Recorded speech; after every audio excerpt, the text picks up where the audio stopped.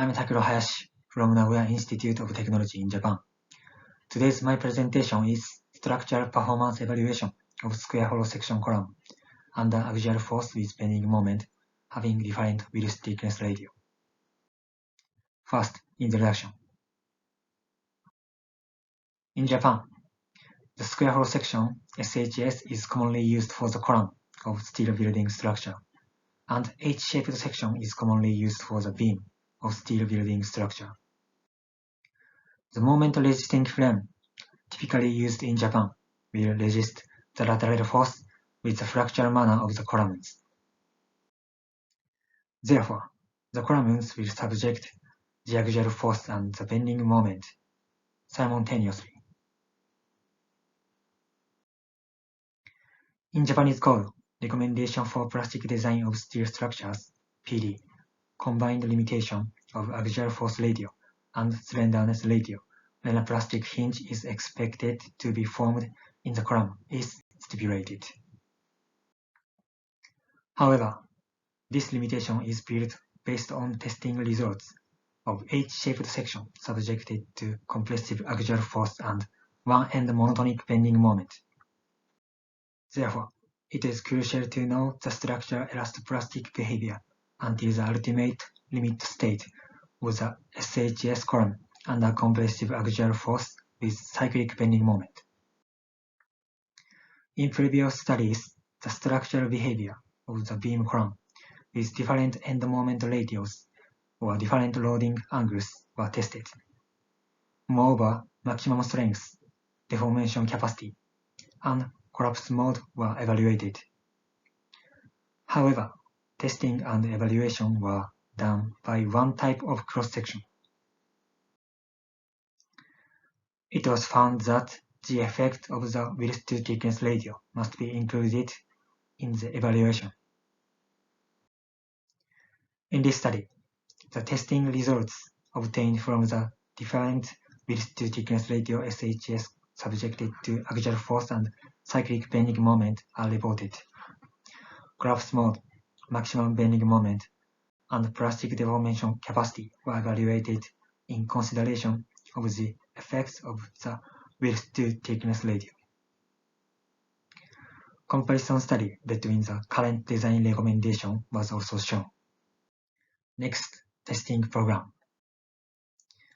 In this testing, cold-formed SHS STKR 400 is used. The cross sections are box 150 times 150 times 9 and box 150 times 150 times 12, and the nominal width-to-thickness ratio B over T are 16.7 and 12.5. The parameters are the slenderness ratio, the axial force ratio, and width-to-thickness ratio. The fracture slenderness ratio and the axial force ratio were selected from the relationship between the requirements shown in PD. The supporting conditions at the ends are pin and pin roller that are free to rotate around x-axis.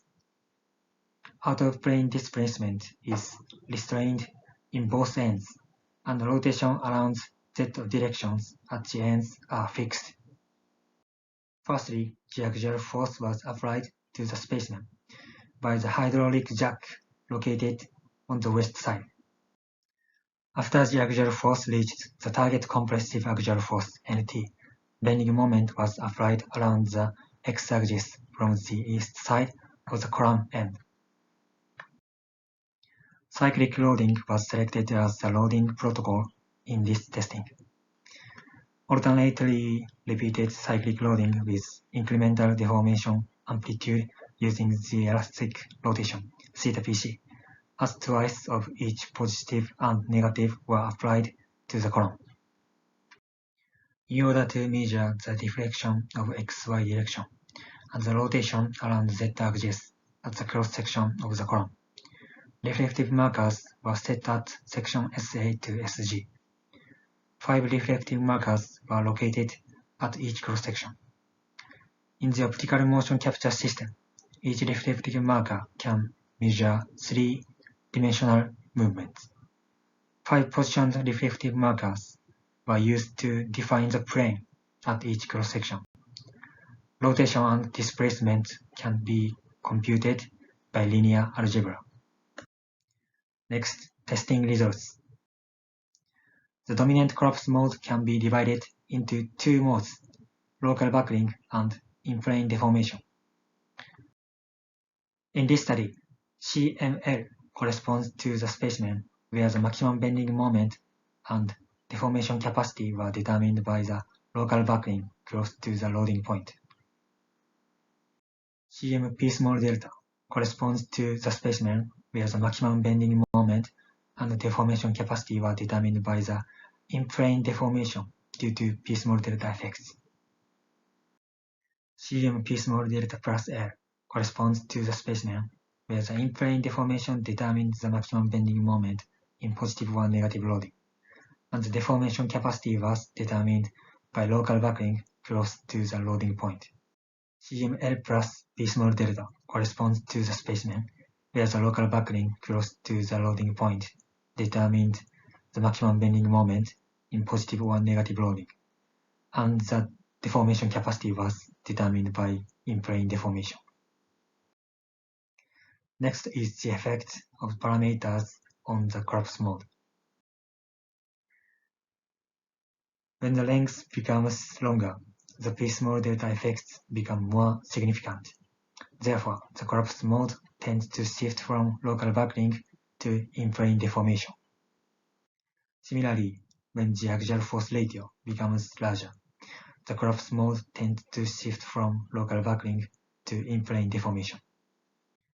Even for testing specimens with approximately the same combination of axial force ratio and slenderness ratio, when the width to thickness ratio becomes smaller, the occurrence of local buckling is suppressed, and the collapse mode tends to shift from local buckling to in-plane deformation. Next, evaluation. Firstly, maximum bending moment. The design strength of SHS is specified in PD. Specimens which fulfill the requirements developed full plastic bending moment, that is considering the axial force. Moreover, even if specimens didn't fulfill the limitations, all specimens developed full plastic bending moment. Secondly, plastic deformation capacity.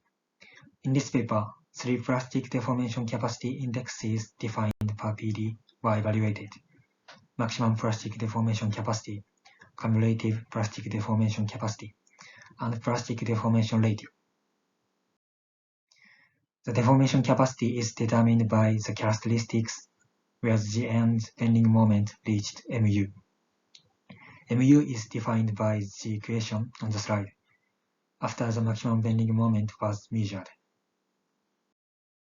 PD indicates that the column which fulfills the requirements has maximum plastic deformation capacity greater than or equal to 0.02, cumulative plastic deformation capacity greater than or equal to 0.2, and plastic deformation ratio greater than or equal to 3. In these testing results, all specimens had sufficient plastic deformation capacity. A negative correlation can be found between the plastic deformation capacity determined by in-plane deformation and index ny lambda c0 squared. On the other hand, any correlations cannot be found between the plastic deformation capacity determined by local buckling and index ny lambda c0 squared. It was found that the plastic deformation capacity of the specimens having small width to thickness ratio was larger than that of the specimens having large width to thickness ratio. Thirdly, border collapse mode. The figure on the slide shows relationships between index ny lambda c0 squared and the width to thickness ratio b over t. It should be noted that the testing results of the previous study is also shown. In this paper, collapse mode CML and CMP small delta plus L regard as the column expected to form the plastic hinge at the column's end. From this figure, the design requirement that is specified for the column expected to form the plastic hinge provided conservative results. In these testing results, the equation is shown to evaluate the collapse mode reasonably. The gap between the collapse mode observed from the testing and that is expected in the design requirements get larger when the width to thickness ratio becomes larger. Moreover, the equation fulfills the required minimum plastic deformation capacity that is stipulated in the recommendation. Finally, conclusion. The dominant collapse mode can be divided into two modes, local buckling and in-plane deformation. When the length becomes longer, the axial force ratio becomes larger, and the width to thickness ratio becomes smaller. The collapse mode tends to shift from local buckling to in-plane deformation. Specimens that fulfill the requirements developed plastic bending moment, that is considering the axial force. Moreover, even if specimens did not fulfill the limitations, all specimens developed plastic bending moment. A negative correlation was observed between the plastic deformation capacity determined by in-plane deformation and index ny lambda c0 squared. In this testing, all specimens has sufficient plastic deformation capacity. The design requirement that is specified for the column expected to form the plastic hinge provided conservative results. The gap between the collapse mode observed from the testing and that is expected in the design requirements gets larger when the width to thickness ratio becomes larger. The equation is shown to evaluate the collapse mode reasonably.